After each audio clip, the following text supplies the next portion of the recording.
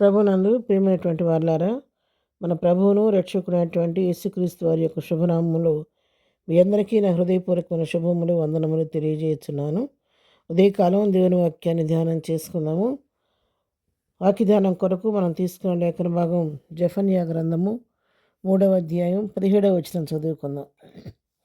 నీ దేవుడైన యెహోవా నీ మధ్య ఉన్నాడు, ఆయన శక్తిమంతుడు, ఆయన మిమ్మల్ని రక్షించును, ఆయన బహు ఆనందముతో నీ యందు సంతోషించును, నీ యందు తనకున్న ప్రేమను బట్టి శాంతం వహించి నీ అందరి సంతోషము చేత ఆయన హర్షించును.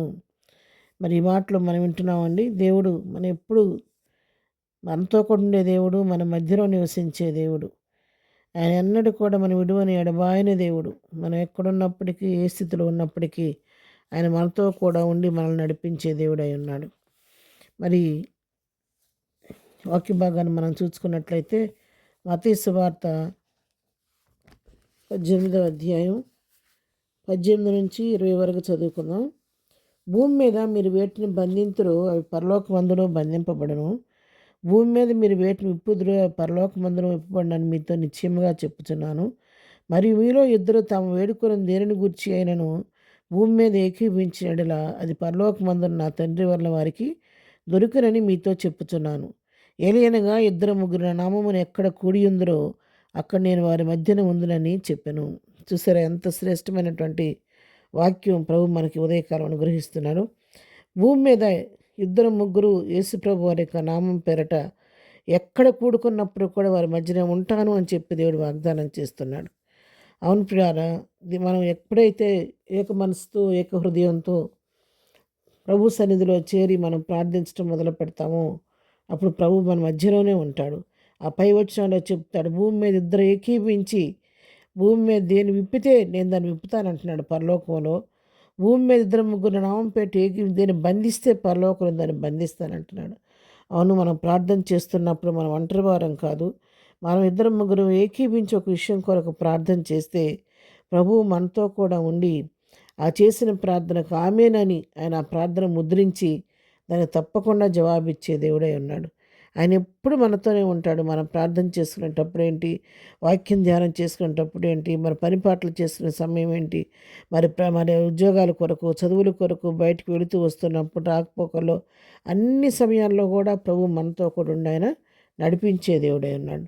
లోకాసు వార్తలో మనం గమనించినట్లయితే 24వ అధ్యాయంలో మరి 13వ వచనం నుంచి కొన్ని వచనాల వరకు మనం చూసుకున్నట్లయితే అక్కడ శిష్యులు ఎమ్మాయి గ్రామం నుండి వాళ్ళు బయలుదేరి వెళుతుండగా వారితో కూడా కలిసి ప్రభు వారితో సంభాషణ చేస్తూ ప్రయాణం చేశాడు. గ్రామస్తులతో కూడా ప్రభు నడిచాడు. వారితో ప్రభు ఉన్నాడు. వారితో పాటు మామూలుగా మానవుడిలాగా వారితో సంభాషిస్తూ మరి వస్తూ ఉంటే వాళ్ళు చెప్పుకుంటున్న సంగతులు విన్నప్పుడు ఇవి ఎవరిని గురించి అంటే నీకు తెలియదా, నజరేడినటువంటి యేసుని గురించి సంగతులే అని చెప్పని వారు ప్రభువుని చెప్పినప్పుడు మరి అన్నీ వారితో మాట్లాడుకుంటూ ముచ్చటించుకుంటూ వెళ్ళారు. కానీ ఆయన వారితో ఉన్నాడన్న సంగతి వారు గ్రహించలేకపోయారు.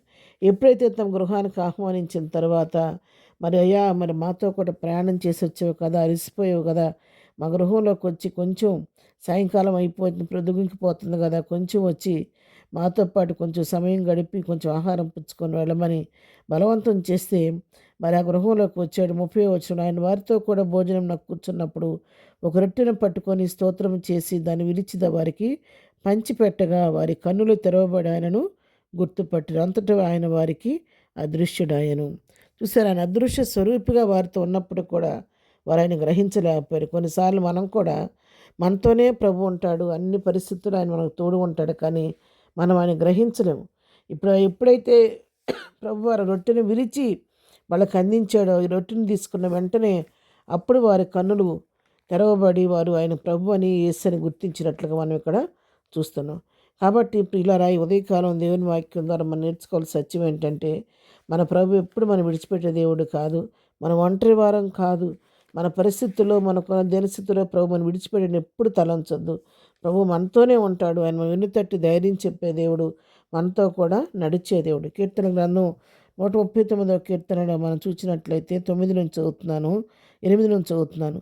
నేను ఆకాశమునకు ఎక్కినను, నువ్వు అక్కడనే ఉన్నావు, నేను పాతాళమందు పండుకున్నాను, నువ్వు అక్కడనే ఉన్నావు, నేను వేకువ రెక్కలు కట్టుకొని సముద్ర దిగంతంలో నివసించినను అక్కడను నీ చేయి నన్ను నడిపించు, నీ కుడి చేయి నన్ను పట్టుకొనును. చూసారా, మరి నేను ఎక్కడికి వెళ్ళినా, నేను ఆకాశంకి ఎక్కిపోయినా, పాతాళంలో పండుకున్నా, వేకువ రెక్కలు కట్టుకున్న సముద్ర దిగంతంలోకి వెళ్ళినప్పుడు కూడా అక్కడ కూడా నీవు నాతోనే ఉన్నావయ్యా, నా చేయి పట్టుకుని నన్ను ఆదరిస్తున్నావు, నడిపిస్తున్నావు అని చెప్పని భక్తుడైన దావీదు చెప్తున్నాడు. అవును, దేవుడు మరి 23వ కీర్తనలు అంటాడు, గాఢాంధకారపు లోయలో నేను సంచరించినప్పుడు కూడా నేను భయపడను, నీ దుడ్డుకర నీ దాన్ని ఆదరిస్తాను ధైర్యంగా చెప్తున్నాడు. ఈ ఉదయకాల సమయంలో ప్రభు నీకు నాకు ఇస్తున్న అభయం ఏంటంటే, నీవు నేను ఒంటరి వారం కాదు. ఈ లోకంలో ఎవరు మన చేయి విడిచినా చేయి విడివని దేవుడు మనతో ఉన్నాడు. ఆయన నిత్యం మనతోనే ఉంటున్నాడు, మన మధ్య ఉంటున్నాడు, మనతో పాటే ఉంటున్నాడు, మన కుటుంబంలోనే ఆయన నివాసం చేస్తున్నాడు. కాబట్టి మరి మనలో కూడా మన ఆత్మీయ నేత్రాలు తెరవబడితే ఆయన ఉనికిని, ఆయన యొక్క ప్రజెన్స్ని మనం గ్రహించగలుగుతాం. కాబట్టి ఉదయకాల సమయంలో మనం కూడా మరి సంవత్సరం అంతా దేవుడు మన కుటుంబాలతో ఉన్నాడు, మనతో ఉన్నాడు, మనం వెళుతున్న ప్రతి మార్గంలో తోడుగా ఉండి అన్ని విషయాలు ఆలోచన చెప్పి సంవత్సరం అంతా మనం చేపట్టుకుని నడిపించిన దేవునికి మనం ఎంత వందనస్తులమై ఉన్నాం. ఈ ముందున్న కొద్ది దినాలు కూడా ప్రభువే మనకు తోడుగా ఉండి నడిపించి నూతన సంవత్సరంలో ప్రవేశింపజేయనట్లుగా మనం ప్రార్థనాపూర్వకంగా ప్రభు సన్నిధికి వెళదాము, ప్రార్థన చేసుకుందాం. ప్రేమగల తండ్రి, పరిశుద్ధుడు మా ప్రియ ప్రభువా, ప్రియులైనటువంటి ప్రభువా, వారు వాక్యం వింటుండగా ప్రతి హృదయాన్ని తాకండి, వారి మధ్య వారితో కూడా ఉన్నామని ప్రతి వారికి గ్రహించడానికి కృప చూపించండి. సంవత్సరం అంతా మాతో కూడా ఉండి ప్రభువా మమ్మల్ని నడిపించిన నీ ప్రేమకై నీకు వందనాలు. ముందున్న కొద్ది దినాలు కూడా మీరే మాకు తోడుగా నడిపించి మేమందరం కుటుంబాల సమేతంగా సంతోషముగా నూతన సంవత్సరంలో ప్రవేశించే కృప దయచేయండి. ఉదయకాల వాక్యం వింటున్న మా పిల్లలందరినీ దీవించండి, వారి అవసరాలు తీర్చండి. ఎవరైతే కృంగిని స్థితిలో నేను ఒంటరి అనుకుంటున్నారో వారిని ఆదరించండి. నేను ఒంటరిని కాదు, నా ప్రభు నిత్యం నాతో ఉంటున్నాడనే నిరీక్షణ, ధైర్యం వారిలో పుట్టించండి. కృంగిన వారిని లేవనెత్తండి, గుండె చెదిన వారిని బాగు చేయండి, బలహీనలు ముట్టి స్వస్థపరచండి. వెళుచున్న మార్గన్నిటిలో కృపతోడు గురించి నడిపించమని, దినదీవులతో ప్రతిబడి నింపి నడిపించమని, సమస్త ఘనత మేము ప్రభావం మీరే పొందుకోమని యేసు నామములో ప్రార్థించి అడిగి పొందుకొని ఉన్నాము తండ్రి. ఆమెన్. ప్రభు కృప సదాకాలము మనందరికీ తోడై ఉండి నడిపించునుగాక. ఆమెన్.